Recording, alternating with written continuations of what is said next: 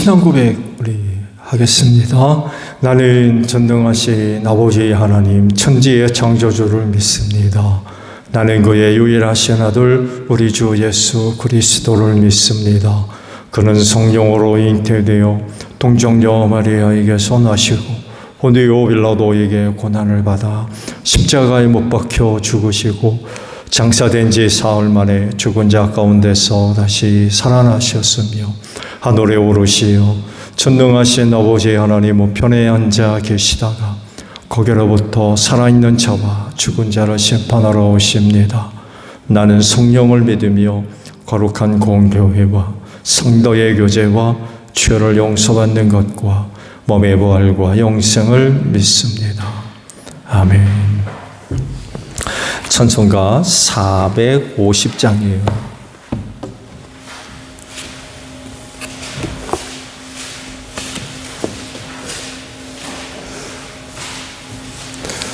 찬송가 450장입니다.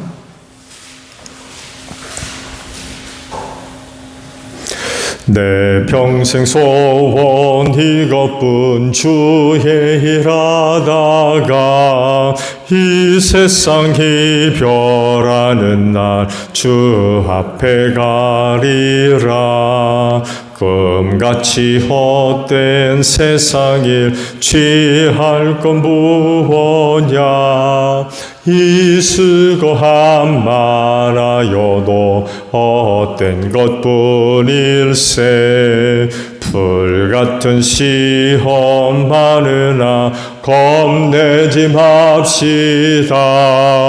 구주의 권능 크시니 이기고 남겠네. 금보다 귀한 믿음은 참 법에 되도다. 이 진리 믿는 사람들 다 복을 받겠네. 살같이 빠른 광음을 주 위에 아끼세. 온몸과 마음을 바치고 힘써서 일하세. 아멘. 말씀을 봅니다. 고린도전서 12장 21절에서 31절 마지막 절까지 봅니다. 그러므로 너희 손에게 말하기를 너는 내게 쓸데가 없다 할 수가 없고 머리가 바라게 말하기를 너는 내게 쓸데가 없다 할 수 없습니다. 그뿐만 아니라 몸의 지체 가운데서 비교적 더 약하게 보이는 지체들이 오히려 더 요긴합니다. 그리고 우리가 덜 명예스러운 것으로 여기는 지체들에게 더욱 풍성한 명예를 덧입히고 볼품없는 지체들을 더욱더 아름답게 꾸며줍니다. 그러나 아름다운 지체들은 그럴 필요가 없습니다. 하나님께서는 몸을 골고루 짜 맞추셔서 모자라는 지체에게 더 풍성한 명예를 주셨습니다. 그래서 몸에 분열이 생기지 않게 하시고 지체들이 서로 같이 걱정하게 하셨습니다. 한 지체가 고통을 당하면 모든 지체가 함께 고통을 당합니다. 한 지체가 영광을 받으면 모든 지체가 함께 기뻐합니다. 여러분은 그리스도의 몸이요 따로따로는 지체들입니다. 하나님께서 교회 안에 몇몇 일꾼을 세우셨습니다. 그들은 첫째는 사도요, 둘째는 예언자요, 셋째는 교사요, 다음은 기적을 행하는 사람이요, 다음은 병 고치는 은사를 받은 사람이요, 남을 도와주는 사람이요, 관리하는 사람이요, 여러 가지 방언으로 말하는 사람입니다. 그러니 모두가 사도이겠습니까? 모두가 예언자이겠습니까? 모두가 교사이겠습니까? 모두가 기적을 행하는 사람이겠습니까? 모두가 병 고치는 은사를 받은 사람이겠습니까? 모두가 방언으로 말하는 사람이겠습니까? 모두가 통역하는 사람이겠습니까? 그러나 여러분은 더 큰 은사를 열심히 구하십시오. 이제 내가 가장 좋은 길을 여러분에게 보여드리겠습니다. 아멘. 오늘 아침에는요, 27절의 말씀을 함께 봅니다. 여러분은 그리스도의 몸이요, 따로따로는 지체들입니다. 라는 말씀입니다. 한 가지 여러분들에게 부탁을 드릴 게 있어요. 다른 게 아니라, 혹시 일주일 단위로 유튜브에 예배 영상이 올라가고 있죠? 보신 분들 계세요? 보시는 분들 계시죠? 거기 한 가지 좀 걱정스러운 것들이 계속 지금 보여지고 있는데, 그건 다른 것이 아니라 설교 시간에 이상한 소리가 자꾸 들려요. 들어보셨어요? 지금 이런 소리요.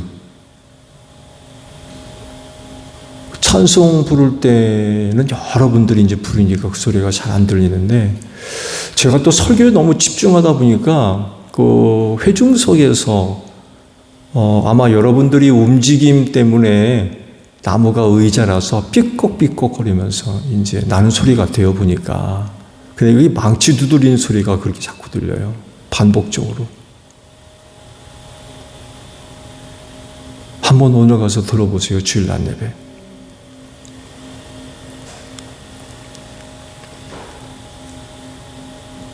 근데 회중석에 앉아있는 분들은 그게 인식을 하고 있는지는 모르겠는데, 유튜브를 보는 사람들은 유튜브로 예배를 드려야 할 분들이 계시잖아요. 우리와 함께 최상의 예배를 못 드려서 유튜브 예배를 드려야 할 분들이 계시는데, 그분들한테는 굉장히 큰 방해가 되는 것 같아요. 반복적으로 계속 딱딱 소리가 들려요. 들어보셨어요? 본인은 인식을 못할 수도 있어요. 가까이 계신 분들이 예배 끝나고 나서 일러주셔서 그런 소리가 나지 않도록.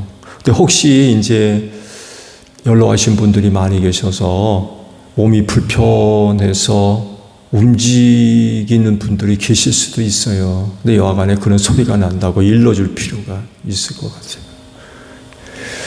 누누이 예배에 관한 말씀을 드리고 있습니다만 해도 예배는 하나님께 드리는 거죠. 근데 예배자들에 의해서 그 예배가 방해받는 이런 일들이 어처구니 없는 일들이죠. 이런 일들이 일어나지 않도록 해야 되지 않겠습니까? 기도하는 시간에 찬송을 부른다든지, 찬송하는 시간에 기도를 한다든지, 예배하는 시간에 왔다 갔다 한다든지, 벨이 울린다든지, 이게 다 참된 예배를 방해하는 그런 요소들이거든요. 그렇지 않나요? 그래서 예배는 두 가지의 큰 영향을 받아요. 사람은 눈으로 보잖아요. 귀로 듣고. 언젠가도 말씀을 드렸습니다만 해도 우리가 예배실 안에서 예배 드릴 때에 빛의 색깔, 농도 큰 영향을 받습니다. 그래서 중간에 조그만 노란 등을 켜놓는 이유도 그런 이유 중에 하나예요. 분위기를 훨씬 더 좀 부드럽게 만들기 위해서. 소리는 말할 것도 없어요.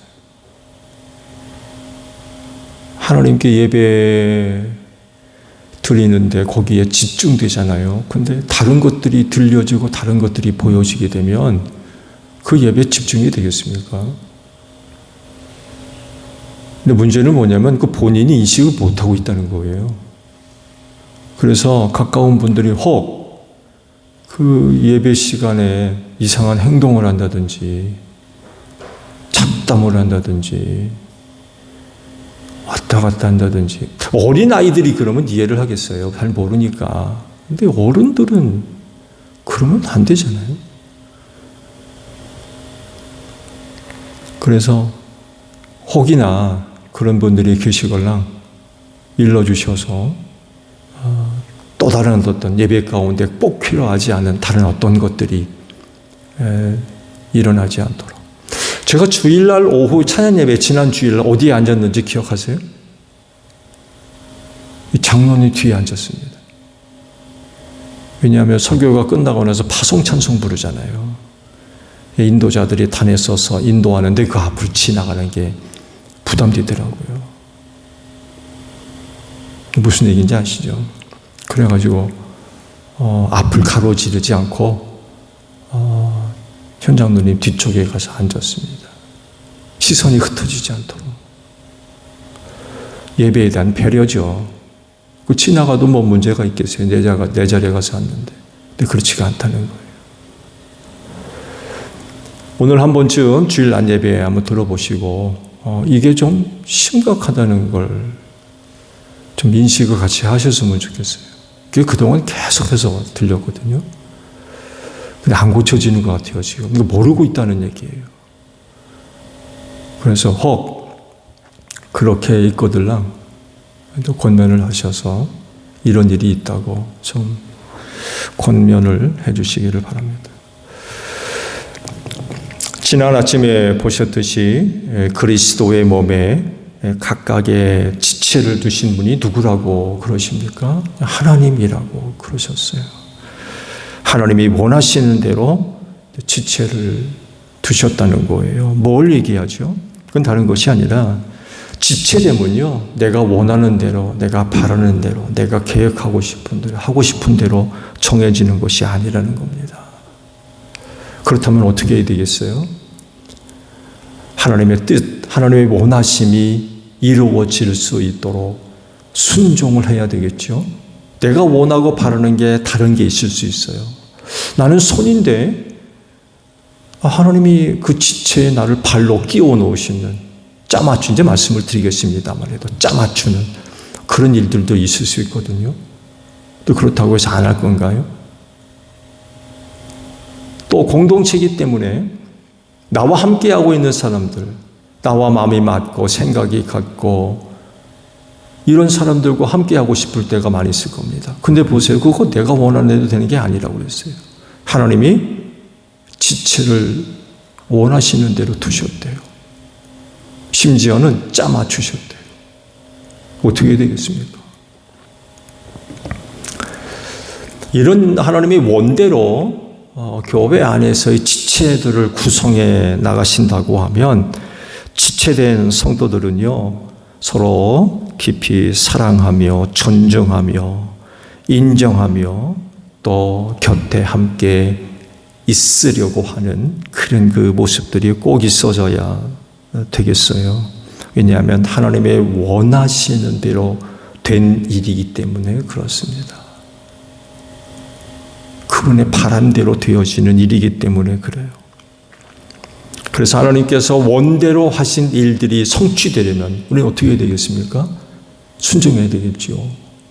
또 그 순종이 온전히 아름다움을 이루려면 함께 짝을 이루게 하신 원대로 지체를 이루어서 자리를 정하시고 머리를 모양을 정하시고 그랬을 때 거기 함께 해야 할 지체들이 있을 수밖에 없잖아요.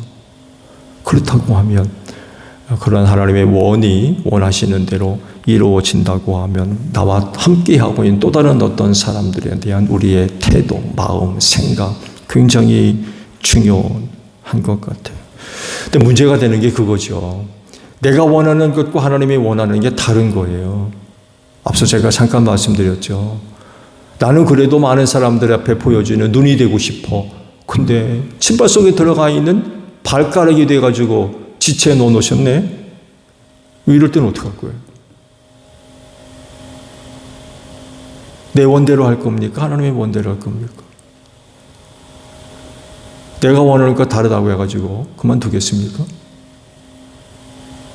내가 원하는 대로 가서 있겠어요?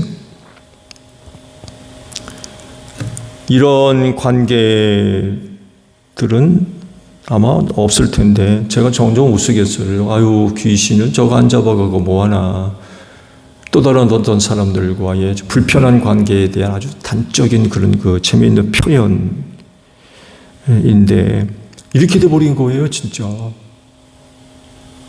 이렇게 돼버렸어요. 어떻게 할 거냐? 하나님이 원하시는 게 먼저냐? 아니면 내가 원하는 게 먼저냐? 뭘 따라 내가 할 거냐? 고린도 교인들에게는요, 이런 말까지 하세요. 충격적이죠? 너는 내게 쓸데없어. 너는 나한테 쓸모가 없어. 이런 권면을 하는 것 보게 되면 신도 간에 아주 갈등이 적지 않이 있었던 것 같아요. 또 그럴 수밖에 없어요. 왜냐하면 예배 구성원들이 너무 다르기 때문에 그래요. 그러다 보니까 소소한 갈등들이 일어나지 않을 수가 없죠. 송만천 문제도 보세요. 일찍 온 사람들이 다 먹고 마시고 배부르고 취해 있고 늦게 오는 사람들은 노예들이거든요. 그렇다고 해서 그 집에서 뭔가 갖고 올 수 있는 상황도 아니고 각자의 처지가 다 다르다 보니까 조심하지 않으면 그런 그 충돌들이 벌어질 수밖에 없다는 거죠.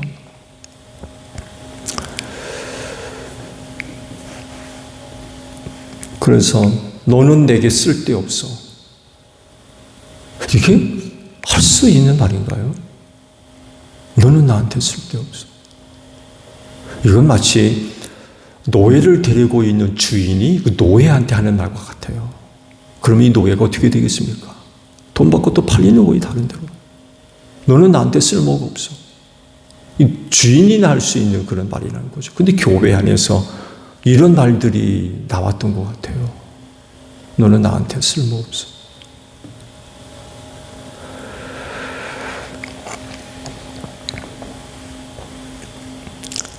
그런데 왜 이런 말을 하게 되죠?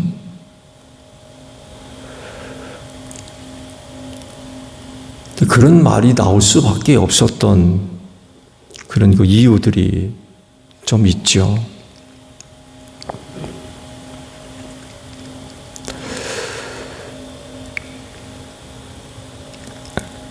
여러분, 각 지체는요, 나를 위해 있는 사람들이 아닙니다. 다시요, 교회 안에 있는 또 다른 많은 지체들은요, 나를 위해 있는 존재들이 아닙니다. 성경은 뭐라고 말씀하세요? 주님의 몸이라고 그랬어요. 주님의 지체라고 그랬어요. 내 몸의, 내 지체가 아니라 예수님의 몸, 예수님의 지체라는 것입니다. 서로에게 유익을 줄 수 있지만 결코 나를 위해 있는 지체가 아니에요. 예수님을 위한 예수님의 지체입니다.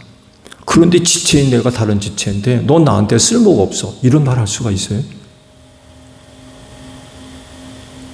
그러면 또 다른 지체를 어떻게 여긴다는 얘기입니까? 내가 바라는 인간적인 어떤 것을 위해 쓰는 도구? 이용해 먹는 사람? 그런 겁니까? 그렇게 여기지 않으면 이런 말을 어떻게 해요? 내가 교회 안에서 얻고자 하는 어떤 개인적인, 사적인 어떤 것을 위해서 내 주변에 있는 성도들을 이용해 먹는 거예요. 도구로 쓰려고 그러고. 이런 사람들이 또 다른 지체들한테 그런 말을 할 수 있어요. 살다 생활하다 보니까 이거 뭐 있으나 마나, 하나 마나.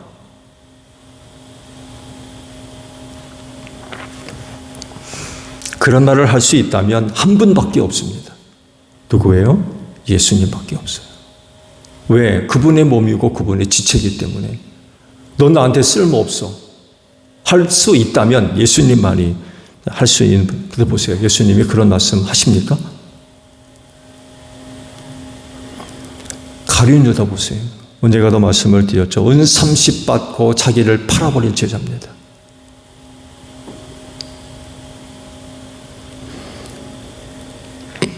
더욱이 돈꾀를 맡고서 얼마를 훔쳐갔는지 돈을 훔쳐가고 있었대요.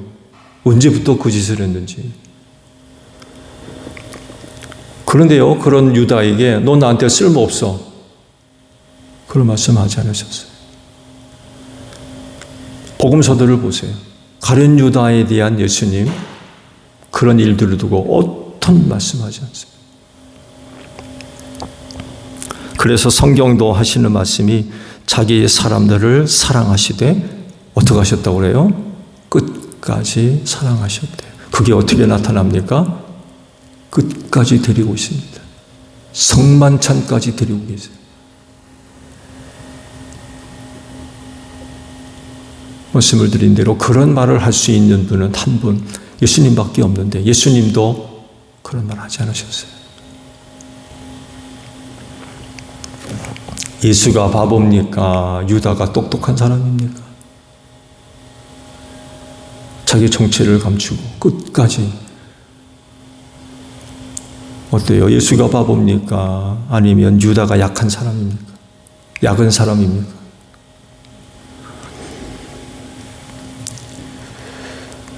근데 고린도 교회 신도들 안에 이런 말을 하는 사람들이 있었던 것 같은데 그들이 왜 이런 말을 하게 되죠? 말씀을 보게 되면 몇 가지를 우리가 발견할 수 있어요.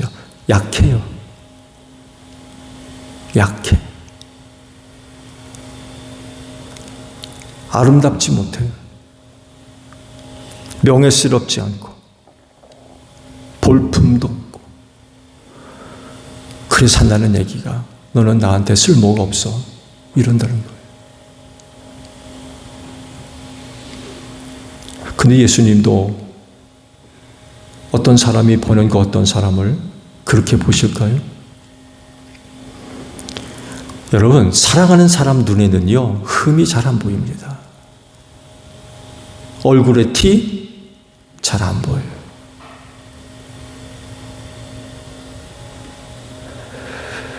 사랑하는 사람들이 보이는 눈에는요, 가장 멋집니다. 세상에서 가장 아름답고, 가장 예쁘고, 티 하나 없이 맑고. 예수님 눈에 자기 몸과 지체를 이루는 성도들을 이렇게 보신다는 거예요. 그냥 보기만 해도 좋으신 거예요. 그분이 진짜 보시는 건 뭐겠습니까? 그 사람의 연약함, 그 사람의 부족함을 보시지 다른 것 보지 않으세요. 그래서 이거를 해결해 주시는데 어떻게 해결해 주신다고 그래요? 서로를 골고루 짜맞 주셨대요. 누군가의 연약함, 누군가의 명예스럽지 못한 것, 아름답지 못하고 볼품없고 이런 그 연약하고 부족한 어떤 부분들을 해결하기 위해서 하나님께서 그 지체들을 짜맞추신대요. 서로 보완적인 역할을 하라는 거죠. 그래서 여러분 옆에 있는 그가 바로 하나님이 그렇게 해주신 사람입니다. 여러분 옆에 누군가가 있다면 그건 하나님께서 짜맞춰 주신 사람입니다. 그렇다고 하면 나 이외에 그들을 어떻게 보고 어떻게 생각해야 되겠어요?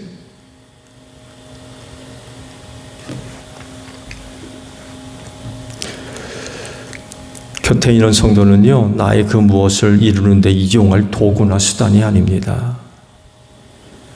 심지어는 인간적인 어떤 욕심을 채우기 위해서 곁에 두려고 그러고 그런 사람들을 도구로 이용하려는 그런 그 생각들은 그 낙한 겁니다. 그 사람은요, 그리스도의 몸이고 또 지체일 뿐입니다. 내가 나를 위해 그 사람을 이용할 권리가 고난이 없어요. 그는 오직 그리스도의 몸이고 또한 지체일 뿐입니다. 그렇기 때문에 짜맞춤을 받은 또 다른 모든 신도들이 주님의 몸이고 지체된 그 누군가가 주님으로부터 쓰임받을 수 있도록 해줘야 돼요. 내가 조종하고 내가 이용해서 내 욕심을 채우려 하는 그런 대상으로 대하고 이용할 게 아니라 하나님이 짜맞춰 주신 사람이기 때문에 하나님의 뜻을 이룰 수 있도록 도와줘야 된다는 거예요. 혹은 이끌어주고, 격려해주고, 아껴주고, 사랑해주고.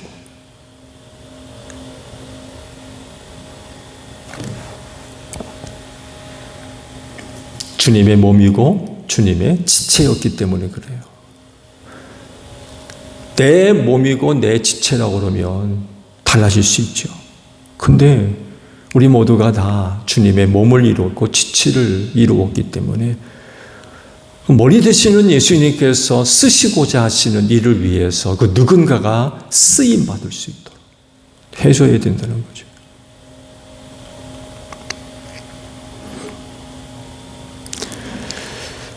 교회 안에 몇몇 일꾼들을 세우셨다고 그러죠. 목사, 예언자, 교사, 기적 행하는 자, 병 고치는 자, 남을 도와주는 자, 관리자, 방언자, 통역하는 자. 교회 안에 있던 이런 대표적인 직분자들을 소개를 합니다. 물론 이외에도 이런 직분자들이 있어요. 집사도 빠졌죠. 네, 집사. 여가 대표적인 그 일꾼들을 이렇게 소개를 하고 있습니다. 중요한 것은요, 여기서 끝나지 않습니다. 그 다음 질문이 나와요. 그러면 하나님께서 이들과 함께 골고루 짜맞춰 준 사람들은 누구냐는 거예요. 누구냐? 이들도 다 주님의 몸의 지체를 이루었고 또 서로의 부족하고 연약한 부분들을 해결해 주기 위해서 짜맞춰 주신 사람들이라고 하면 이들 곁에 짜맞춰 준 사람들은 누구냐는 거예요.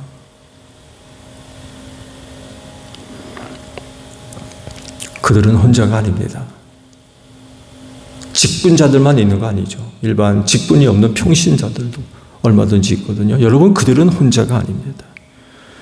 골고루 짜맞춰진 사람들입니다. 그래서 그들 곁에는요, 여러 사람들이 있어요. 하나님께서 짜맞춰준 사람들이 있다는 거예요. 그들이 누구냐는 거죠. 그들이 누구냐?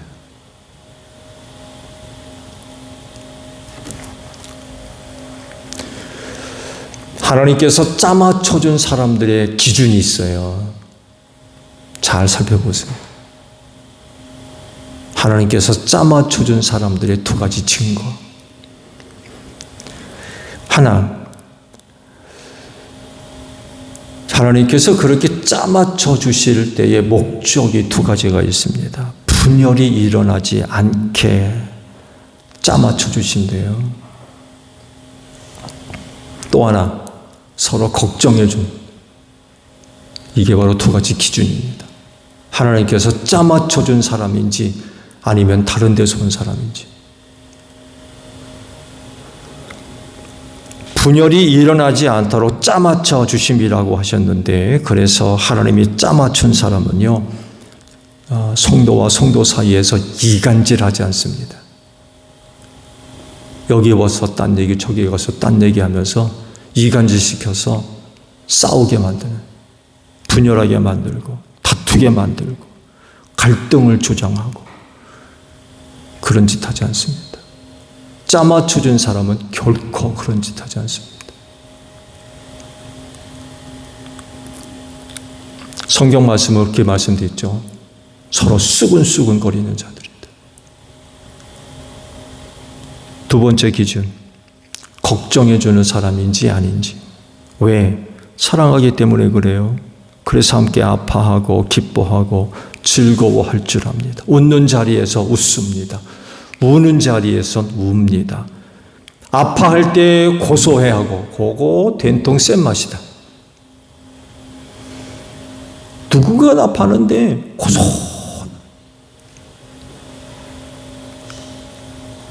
기뻐할 때 화내고. 이 하나님이 짜맞춰준 사람이 그럴 수 있어요. 그 말씀드린 대로 다른 데서 온 사람이에요.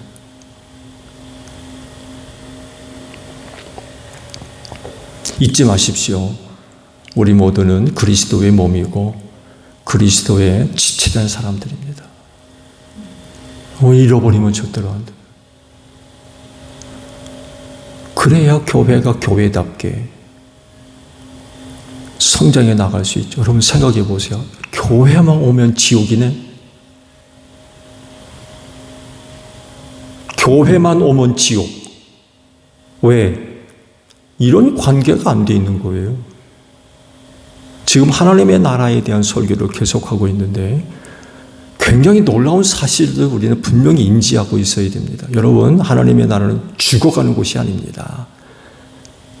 예수님도 첫 마디가 뭐예요? 천국이 가까이 왔다고 그랬어요.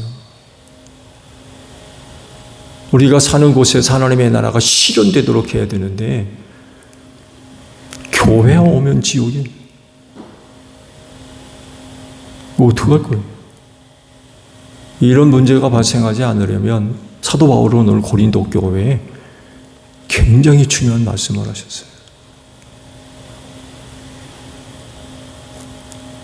오늘 교회 현 주소 혹은 여러분의 현 주소들을 한번 살펴보십시오.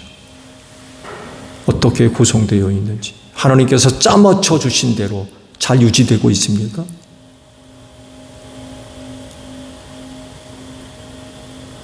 근데 오늘날 그렇지 않다는 게 현 주소예요.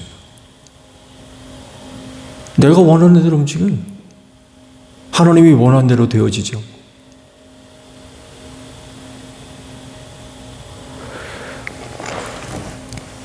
다시 말씀드립니다. 여러분, 우리 모두는 그리스도의 몸이고 또한 지체들임을 잊지 마시기 바랍니다. 주기도문합니다. 하늘에 계신 우리 아버지, 아버지의 이름을 거룩하게 하시며 아버지의 나라가 오게 하시며 아버지의 뜻이 하늘에서와 같이 땅에서도 이루어지게 하소서. 오늘 우리에게 일용할 양식을 주시고 우리가 우리에게 잘못한 사람을 용서하여 준 것 같이 우리 죄를 용서하여 주시고 우리를 시험에 빠지지 않게 하시고 악에서 구하소서. 나라와 권능과 영광이 영원히 아버지의 것입니다. 아멘. 기도하겠습니다.